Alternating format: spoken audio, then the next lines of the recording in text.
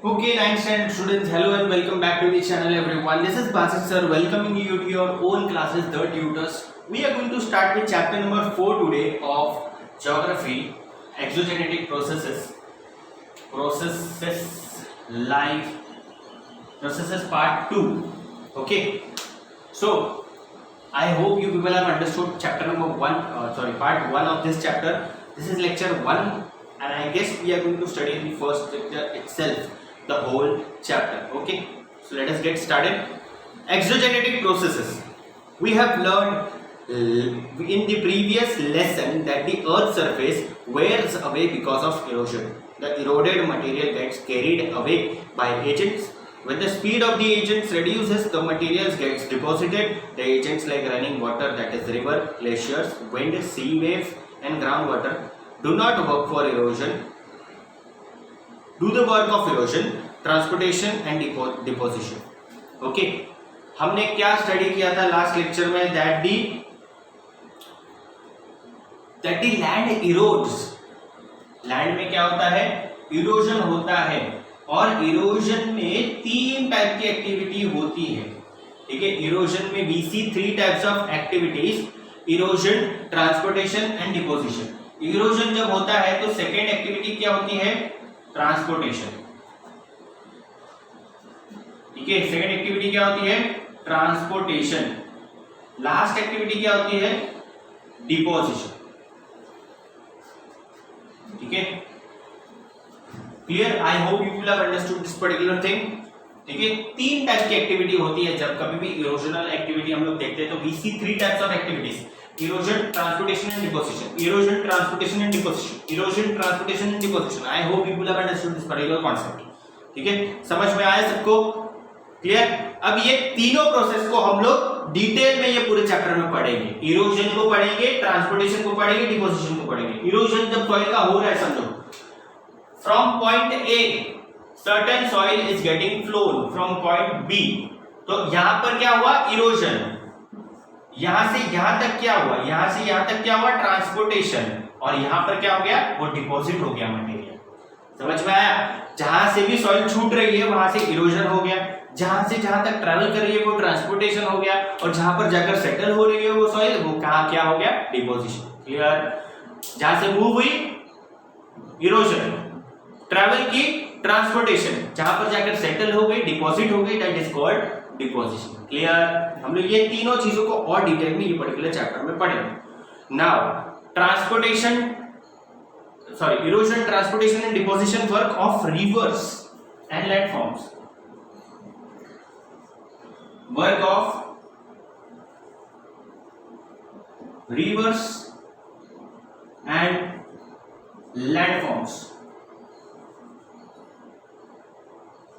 Okay, work of rivers and landforms. Running water flows naturally in the direction according to the gravity along the slope and makes its own way.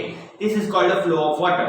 When many such flows of water comes together, a river is formed. छोटे छोटे जगह से जब पानी छूटकर, ठीक है, अलग अलग डायरेक्शन में स्लोप में फ्लो होना चालू होता है, वो अपना जो डायरेक्शन है वो खुद ही चुनता है. तो जब ऐसे बहुत सारे छोटे छोटे flow of water, streams of water एक साथ मिलते हैं तो वो फॉर्म करते हैं रिवर. क्या फॉर्म करते हैं? River. The slope of the land, the type of the rock volume of water flowing in the river and the length of the flow, volume of sediments in the river, etc. are the factors on which the erosion, transportation and deposition work of the river depends. Land का slope कितना है? Land का slope कितना है जहां पर river flow हो रही है? रिवर की स्पीड कितनी है? रिवर में जो चीज ट्रांसपोर्ट हो रही है एक जगह से दूसरी जगह रिवर के पानी के साथ, तो वो कितना बड़ा है? ये सारी चीजों पे डिपेंड करता है कि ट्रांसपोर्टेशन और डिपोजिशन वर्क कितना होगा, किधर तक होगा. If the river is fast then it will take more transportation process. एक जगह से दूसरी जगह फास्ट वो कोई भी चीज को इरोड करके लेके जाएगा. If the speed of the river is slow, जो भी चीज रिवर के साथ फ्लो हो रही है वो सब सेटल हो जाएगी वहां पर और डिपोजिशन वर्क वहीं पर हो जाएगा. If the river is fast but the sediments inside the river जो रिवर के अंदर जो भी पार्टिकल्स मूव हो रहे हैं इरोजन होके, वो अगर बड़े बड़े हैं तो वो उधर ही सेटल हो सकते हैं या उसकी स्पीड ऑफ ट्रांसपोर्टेशन स्लो हो सकती है. If it is small, if the river is slow, then too it will flow from one place to another. These are the factors which are necessary. समझ में आ रहा है ना मैं क्या बोल रहा हूँ? अगर पानी फास्ट फ्लो हो रहा है तो वो एक जगह से दूसरी जगह सब कचरा लेके जाएगा, तो जहां से लेके गया वो इरोजन, जहां से जहां तक लेके गया वो ट्रांसपोर्टेशन, और जहां पर जाके वो कचरा फिर जमा हो गया वो डिपोजिशन. समझ में आया? Clear? Next we have a transportation deposition by erosion work of rivers. Erosion work of rivers.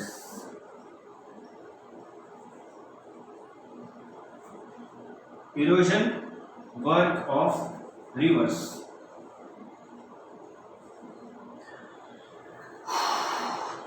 The rivers originate at a much higher altitude from the sea level. Here the river flows at a great speed and therefore its power to erode is great. The river bed and the river bank gets eroded because of the fast flowing of water, sand particles, pebbles, etc. and the various tributaries joining the main river. All these lead to the formation of gorges and canyons that and V-shaped valleys and waterfalls. जब कभी भी river किसी top height से निकलती है तो वो बहुत फास्ट रहती है और वहां से वो सारे कचरा, वो सारा मड लेके, वो सारा रॉक लेके एक साथ फ्लो होके आती रहती है, तो वहां से तो इरोजन हो गया. अब फिर जब रिवर स्लो हो जाती है तो वहां पर वो रिवर का जितना भी कचरा रहेगा, सब चीजें रहेगी, वो डिपॉजिट हो जाती है. समझ में आ रहा है? When the river is fast flowing it forms gorges, that is canyons. दिख रहा है तुम लोग को जॉर्जेस और कैनियंस? माउंटेन्स के बीच में क्रैक करके वो रिवर बनी है. ठीक है. मिएंडर्स ऑफ द रिवर्स, दिख रहा है मिएंडर्स, या वी शेप्ड वैलीज या वाटरफॉल, तो तुम लोगों को पता ही होगा. ये सारी चीजें वो फॉर्म करता है. Clear? Next we have is transportation and deposition by rivers. Transportation and deposition.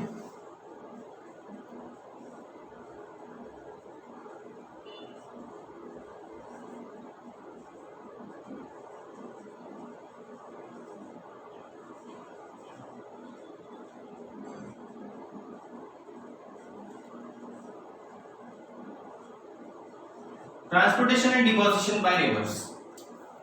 A river flows down the slope from a hilly region. At the foothills, the change in the slope causes deposition of coarse sediments. As these are deposited in the triangular shape, they form an alluvial fan. As the steepness of the slope decreases and the transportation capacity of the river reduces, it starts flowing slowly. It bends, meanders often in its way, and in the efforts cross even small obstacles. By the time river reaches the sea, the river bed becomes wide and its speed becomes very slow. The sediments of the river gets deposited in its bed and on the bank. The factors that determine the deposition of sediments are the length of the river's volume of the water, amount of sediments, and the slope of the river and the earth's surface. Thus, landforms like flood levees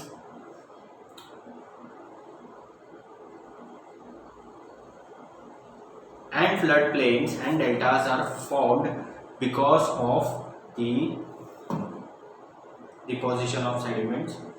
Okay. Now, what they have told over here is transportation and deposition of river work. ठीक है. जब हम लोग ने पिछले paragraph में भी studied about erosional work of rivers, now we are going to study about transportation and deposition of rivers. जब रिवर फास्ट रहती है तो उसके सारे सेडिमेंट्स, उसका सारा कचरा उसके साथ चलता है. बट जब रिवर स्लो हो जाती है, जब स्लो जेंटल हो जाता है तो रिवर स्लो हो जाती है और रिवर जो है उसका जो विड्थ है वो बढ़ जाता है. जब width of the river increases it becomes very slow. The sediments which it brings with it settles down and the river crisscrosses and it turns into shape like this. ऐसी फॉर्म होना चालू हो जाती है रिवर्स. कोई भी एक आड़े टेढ़े शेप में रिवर फ्लो होना चालू हो जाती है, उसको बोलते हैं मिएंडर्स. दिख रहा है तुम लोगों को नीचे, देखो मिएंडर ऑफ रिवर्स, मिएंडरिंग ऑफ रिवर्स. और फिर वो सर्टन समझो, मतलब जब वो बह के आगे आती है तो वो जितने भी पार्टिकल्स अपने साथ लेकर आई है वो एक ट्रायंगुलर शेप में एक पहाड़ जैसा बन जाता है, उसको बोलते हैं एलुवियल फैंस। क्या बोलते हैं? Alluvial fans. एलुवियल क्यों? क्योंकि एलुवियल सॉइल से बना हुआ रहता है, वो जितना भी पानी से बह के सॉइल आई है वो कुछ नहीं बल्कि एलुवियल सॉइल ही होती है। क्लियर? और वो flood levees, flood plains, deltas form करने में मदद करती है। ठीक है, alluvial fans, deltas, flood levees और वी शेप्ड वैलीज भी दिया है, मेंडर्स दिए है, कैनियंस दिए है। I hope you will have understood this particular paragraph. Work of, अगर ये इमेजेस नहीं होते तो तुम लोग को शायद समझने में थोड़ा मुश्किल होता, बट इमेजेस दिया है तो I guess you will have understood this particular thing very easily. ठीक है, समझ में आया? Clear? Work of glaciers and landforms, ये हम लोग इरेज कर देते हैं पहले थोड़ा सा।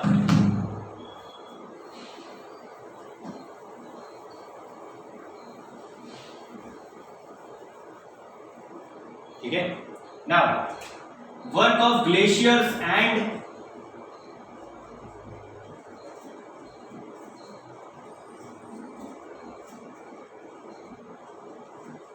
landforms. Okay,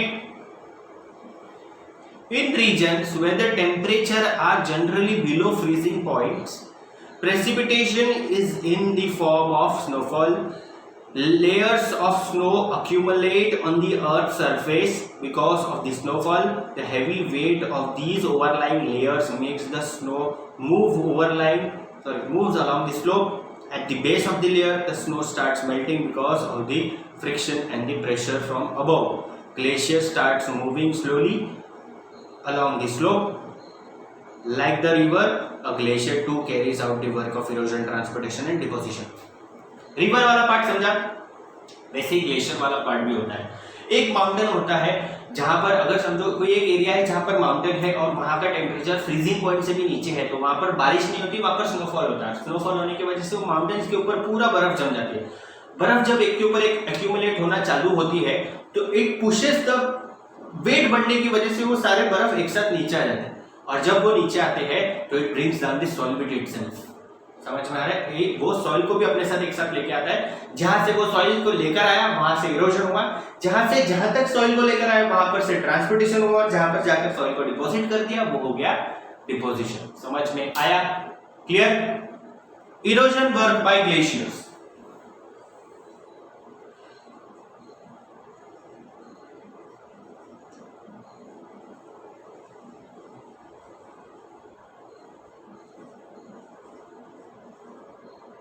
Erosion work by glaciers. Next part is erosion work by glaciers.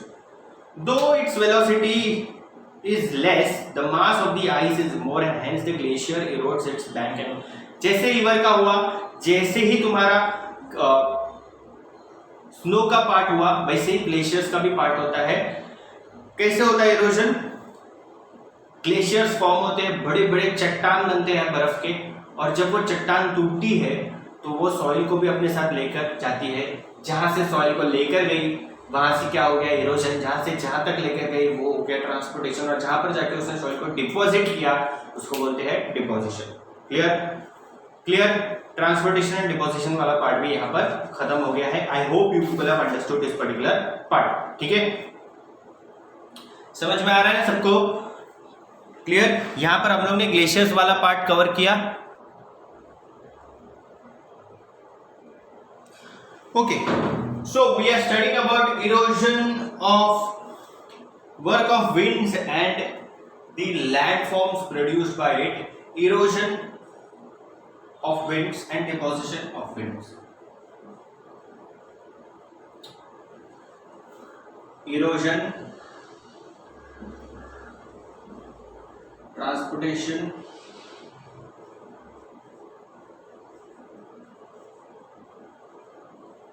and deposition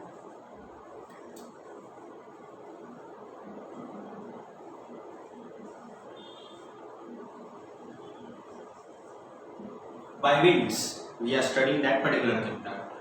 Okay, you have learned in the that the movement of air is called wind. Wind is a gaseous agent of erosion. The erosion, transportation and deposition work of wind is more prominent in deserts and semi-arid region.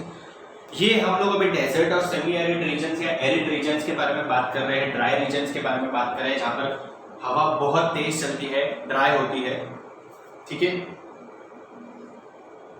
What happens basically over here is when the wind blows, it takes a certain proportion of soil with it.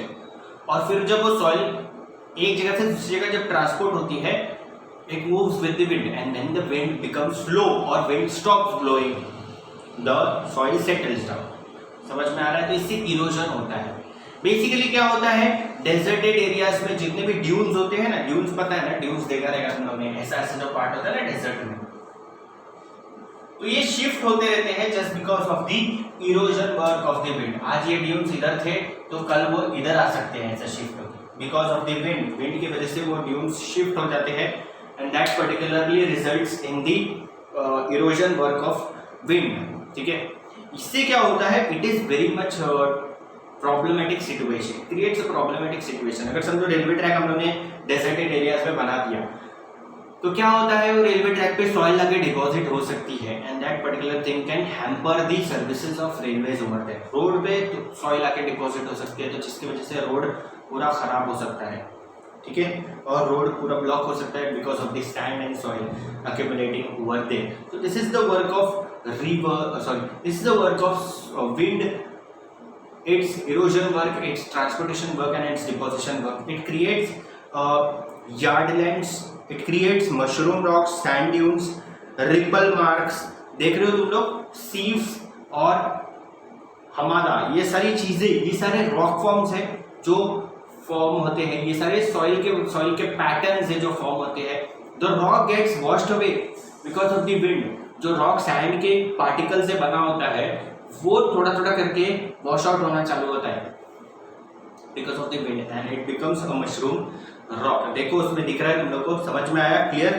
So I hope people have understood this particular part as well.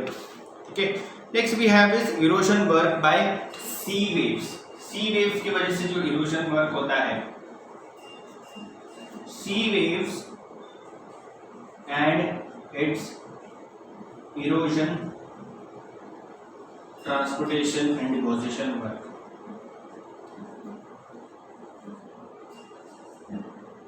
And deposition work. ठीक है, समझ में आया सबको? Clear? This second last segment of this chapter. अभी ये particular part हम लोग कोस्टल एरियाज के बारे में पढ़ रहे हैं. कोस्टल एरियाज में क्या होता है, whenever there is a coastal area या रॉकी बीच जहां पर होती है, तो पानी जब एक टकराता है रॉक से तो क्या होता है, वो पानी रॉक में क्रैक क्रिएट कर सकता है, रॉक को तोड़ सकता है. ठीक है, और वो रॉक को एक जगह से दूसरी जगह मूव भी कर सकता है with its force, with its flow. हो सकता है कि वो समुद्र के अंदर की मिट्टी बाहर लेकर आके फेंक दे. ठीक है, you know the sand which is accumulated on the beaches of the rock is nothing but the deposition work of the sea waves. जो अंदर की मट्टी रहती है समुद्र की, वो सारी बाहर आके सैंड में in the form of sand वो रह गई है वहां पर. और वो सैंड और कुछ नहीं बल्कि आज हम लोग उसको बीचेस बोलते हैं. बहुत खूबसूरत लगता है वो देखने को, बट वो डिपोजिशन वर्क है सी वेव्स का. ठीक है, पहले वो सैंड पार्टिकल्स पानी के अंदर थे, with the flow of water वो वहां से ट्रांसपोर्ट होके जहां पर आज है वहां पर आए और वो वहां पर आके डिपॉजिट हो गए और वो पर्टिकुलर प्लेस और कुछ नहीं बल्कि बीचेस बन गए. See, due to the deposition work, or you can say erosion, transportation and deposition work of sea waves, many landforms are formed like sea arcs. दिख रहा है तुम लोग को? Wave cut platforms, lagoons form होते हैं, cliff बनते हैं, beaches बनते हैं, sandbars बनते हैं. ठीक है, sea caves बनते हैं. जितनी सारी चीजें बनी है, ये सारी चीजें, it is just nothing but the work of sea waves and its erosion work, its transportation work, its deposition work. ठीक है, समझ में आ रहा है? एक बार वो पैराग्राफ इस पर्टिकुलर वीडियो को पॉज करके रीड कर लो. उसमें अगर कुछ भी डाउट रहेगा, नहीं समझ में आया होगा, तो मुझे फिर से तुम लोग पूछ सकते हो in the comment section. Coming to the last segment of the particular chapter we are studying right now is ground water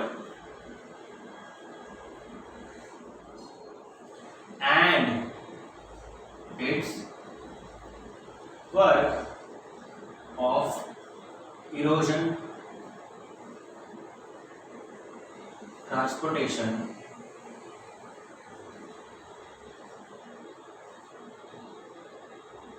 and deposition. समझ में आया? क्लियर? नाउ पहले तो देख लो क्या क्या चीजें फॉर्म होती है ग्राउंड वाटर के इरोजन, ट्रांसपोर्टेशन और डिपोजिशन की वजह से। तो पहला है सिंक होल। दिख रहा है सिंक होल कैसा होता है? जमीन के अंदर एक छोटा सा खड्डा फॉर्म हो जाता है और वो पानी अंदर जमा होना चालू हो जाता है उसके। स्टैलेक्टाइट्स एंड स्टैलेग्माइट्स, केव के अंदर जो ऊपर टपकता रहता है एक पार्ट, मतलब एक you can say that pointed arrow marks बन जाते हैं। Those are called nothing but stalactites and stalagmites. नीचे देखो उसका एक छोटा सा डायग्राम भी दिया है। Coming to the explanation, the rainwater seeps below the earth's surface through the porous rocks or cracks in the rocks. This water accumulates in the non-porous layers of the rocks. This accumulated water is called groundwater.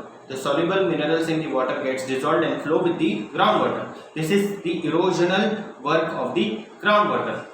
ठीक है, समझ में आ रहा है? जब कभी भी सॉइल या पोरस रॉक्स की वजह से जब पानी जमीन के अंदर चला जाता है तो वो जमीन को गीला करता है और जमीन में जब अंदर जाते जाते वो सर्टेन सॉइल्स को भी अपने साथ लेके जाता है and that particularly results in the erosion work of soil. The soil moves with the water from certain height, when it gets moved it is called transportation, और जहां पर जाके वो रुक जाती है उसको बोलते हैं deposition. I hope you people have understood this particular paragraph. उसे क्या क्या फॉर्म होता है? केव्स बन जाते हैं, लाइमस्टोन केव्स, सिंक होल्स बनते हैं, स्टैलेक्टाइट्स एंड स्टैलेग्माइट्स बनते हैं and this particular chapter ends over here. इसमें अगर कुछ भी डाउट है तो तुम लोग मुझे कमेंट सेक्शन में पूछ सकते हो। अगर तुम लोग मुझसे व्हाट्सएप पे कनेक्टेड हो तो व्हाट्सएप पे पूछ सकते हो। अगर नए हो इस चैनल पे तो सब्सक्राइब कर सकते हो। नहीं समझ में आया तो वापस देख सकते हो, नहीं अच्छा लगा तो डिसलाइक कर सकते हो, अच्छा लगा तो लाइक करके जा सकते हो। This was what sir you thanking so much to you people to listening to me clear. Signing out my lecture over here from the The Tutors, the classes which is all yours. Thank you so much. Bye bye.